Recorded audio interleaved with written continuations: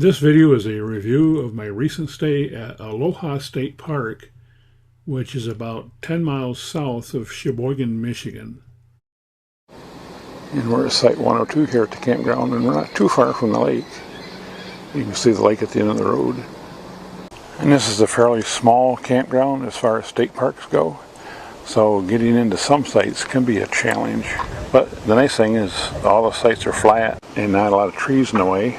Well, we had some rain come through last night, and one issue of this campground is a lot of low-lying areas, and as you can see here, there's puddles, standing water, which will evaporate probably by afternoon, but still, it can be a mess. And most of the sites here at Aloha are really nice and open. They're generally out in the sun, which at this latitude, it's a good idea because, we are around the 45th parallel, so the summer seasons are a little short. And we're here at Mullet Lake at Aloha, one of the larger lakes in Michigan. Nice natural sandy beach.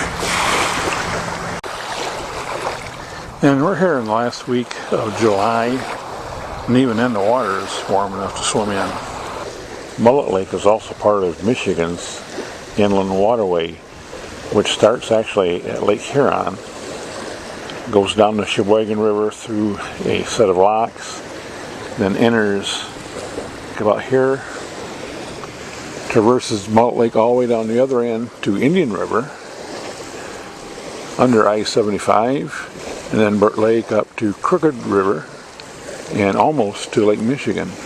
And it's something like 50 miles long, so it's really quite a nice trip for a day. However, these lakes are big. Burt Lake and Mullet Lake are pretty good sized lakes.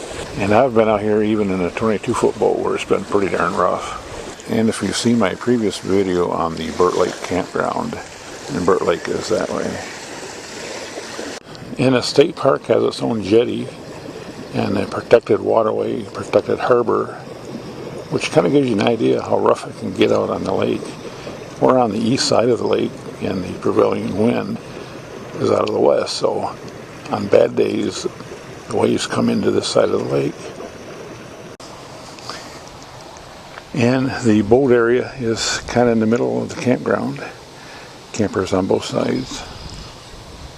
And there's good reason that the #1 state for boat registrations is Michigan. Now, sometimes that can be contested by Florida. I think it goes to Michigan more often or for more years than it does Florida. Pretty impressive for some place that's only boating friendly in half the year. And we're about 30 miles south of the Mackinac City area in the Mackinac Bridge, so sometimes that area can be kind of congested. So this is not a bad place for a base camp if you can't get in there.